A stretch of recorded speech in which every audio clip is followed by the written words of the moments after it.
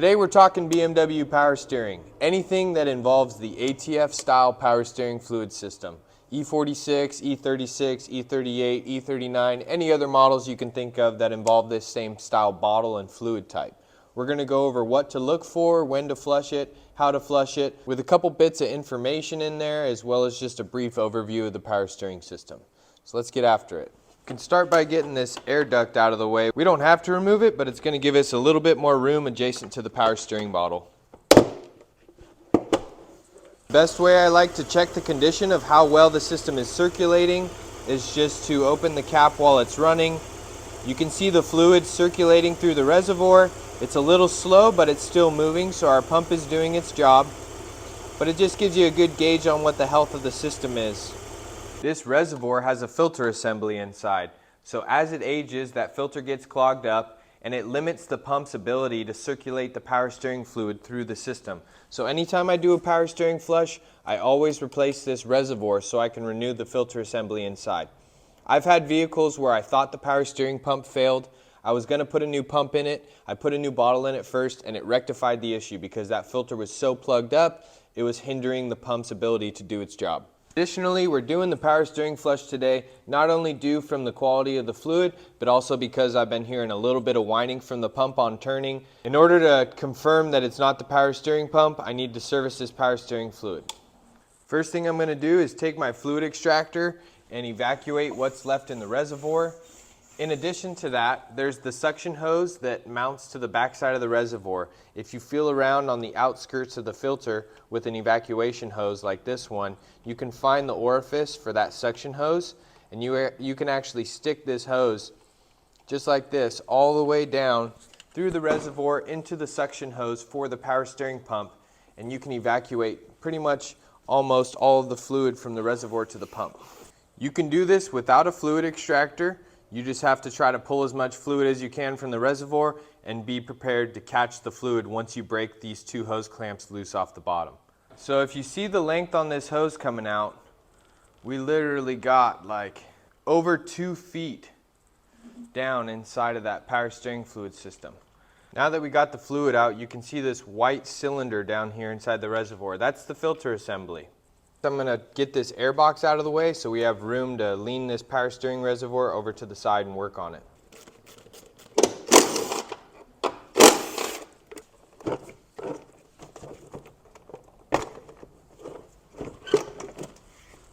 Now we can unbolt our power steering fluid reservoir. Now the reservoir is loose. This is our suction hose that runs from the bottle to the power steering pump. That's the one I snuck that hose down into and evacuated. This other one goes from the power steering bottle to the cooler. So the way this system rotates is fluid goes from the filter through the suction hose down to the pump. The pump then circulates it, pushes it through the rack and pinion, back through the power steering cooler by the radiator, back up through this hose, through the filter assembly, and then back down to the suction. Our next step is going to be to remove these hose clamps and get the power steering bottle free from these hoses. Now I evacuated the bottle, so I'm not going to have much of a mess, but if you haven't evacuated it, this would be a good time to put a catch pan down, maybe tip the bottle upside down, try to get the remainder of that fluid. As far as getting these clamps off, I've found that if you take a pick tool that's quite beefy or a thin flathead screwdriver, you get into these hose clamps and just kind of rotate sideways. And if you rotate them sideways, you're able to get this piece to pop off, and then the hose clamp can come completely loose. It's a pain to try to cut them with dikes, so I don't recommend that. I would just do it this way.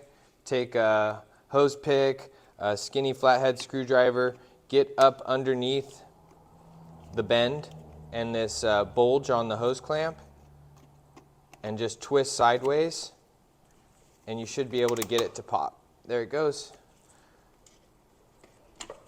Now we have both of our hose clamps off. This next part can be a bit challenging. You can assume that these hoses have been on here for, potentially 20 years. So be gentle with them. If you go at them with a pair of pliers, make sure you don't mar the hoses or damage them. That one came off extremely easy. Hopefully this cooler side hose is just as simple.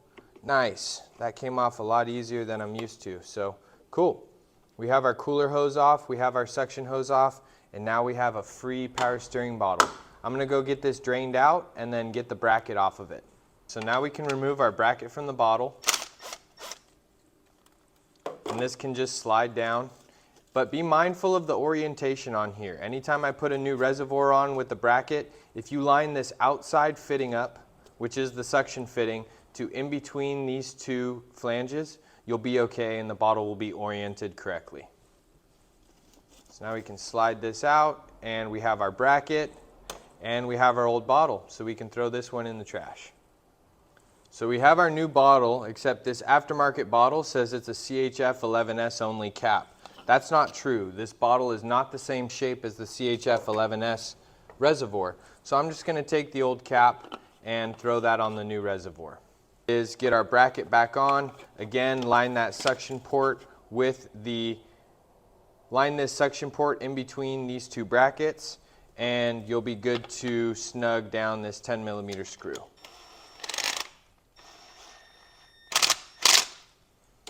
Alright, bracket and reservoir is ready to go. Next, we can take some replacement hose clamps and get these installed onto the hoses. There's one for our suction, here's another one for our cooler line, and that's good to go. We can take our reservoir and get that refitted onto our hoses. So just take them and twist them on. They should pop on with relative ease. And I highly recommend using these worm gear hose clamps as a replacement for the factories. They're strong, they'll hold up. So now that our hoses are back on and our clamps are in place, we can start to tighten down these worm gear clamps. Orientation isn't too important. Just make sure you got a good, nice, tight seal, as well as right now is a very good time to go in and replace these power steering hoses.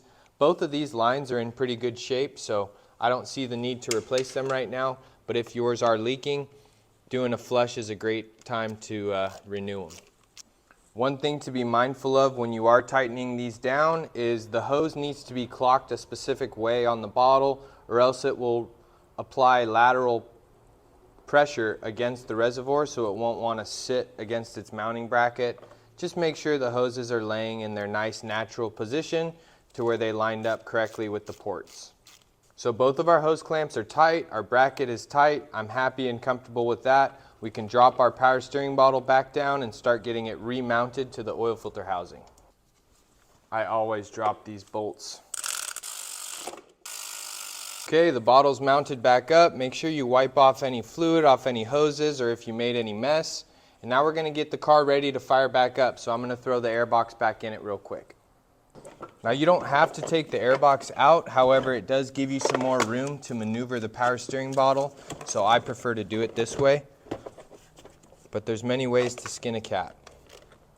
And again, I love using screwdrivers or a ratcheting driver like this for tightening hose clamps. Like I said in my What's in My Toolbox video, you have a very unlikely chance of being able to over torque hose clamps and strip them out with this kind of tool. Okay, now we can pre-fill our new system. I'm just using some Fram multi-purpose ATF. You don't need any specific ATF for these BMWs. You can just use a general all-purpose ATF. It really doesn't matter that much as long as it's good, clean, fresh fluid. Get all the air bubbles out of it. Now ideally your power steering fluid should be nice and clear, ruby red like this. Over time they develop a milky, metallic type color. Anytime you see that type of color, it's a good time to flush it, or if you see reduced performance in your power steering system. So with that reservoir topped up with our first initial fill, we're going to turn on the car and we're going to run it and get that power steering pump moving and circulating that fluid. So you can see the color is now changed from ruby red to a little bit of milkiness. That new ATF is starting to mix with the old fluid that was still in the cooler, power steering rack, all those other components. Now that it's running, I'm going to turn the wheel and put a little bit of extra stress onto that power steering system. Try to get that fluid circulating throughout the entire system. Get all that old fluid up to the bottle as well. You can see that ruby red fluid is starting to get a lot more milky and metallic. So with the engine running and that pump engaged, we're now going to start evacuating fluid And as we get down to the low mark on the reservoir, we're going to add in some fresh ATF, let that circulate up a little bit more, and we're just going to continue rinsing and repeating until we have a nice clean fluid at the bottle. This job is done the easiest with the fluid extractor. I know everybody might not have one of those. An alternative is you could probably bust the lines loose underneath the car at the pump or at the rack. I do recommend investing in one of these if you are going to do quite a bit of DIY work, from evacuating coolant to power steering fluid to brake fluid. It just serves a lot of really good purposes. Once you get down towards that filter element on the fluid level, that's a good time to start topping off with more ATF.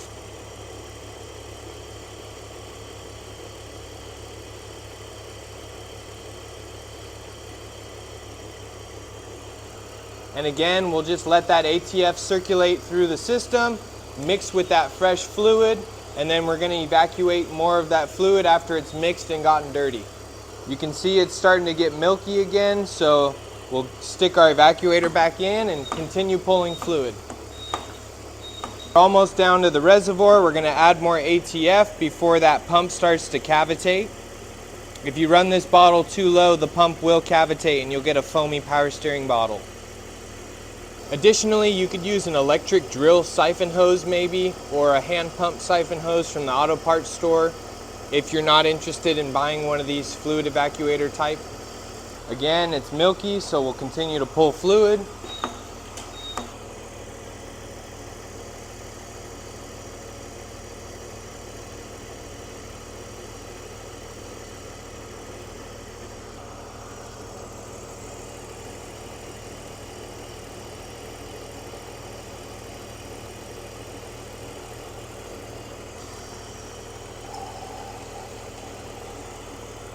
All right, so I drained and refilled while it was running, maybe about 3 or 4 times.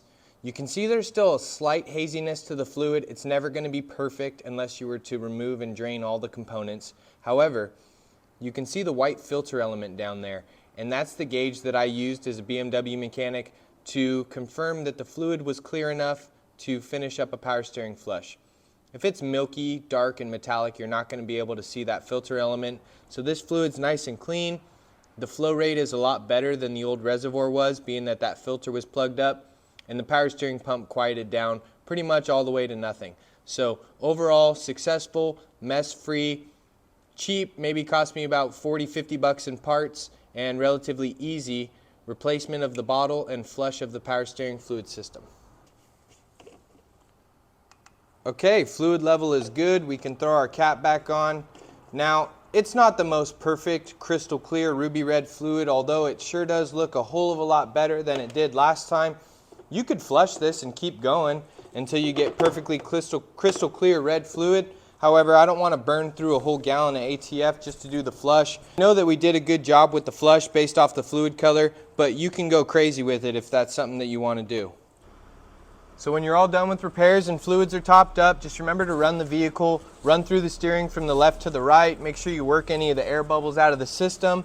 You can also do this while you're evacuating fluid, but the power steering pump will create enough circulation to where you can evacuate and fill and do that flush no problem. I hope you enjoyed today's video. Brenda's running a lot better, so I think she's happy with it too.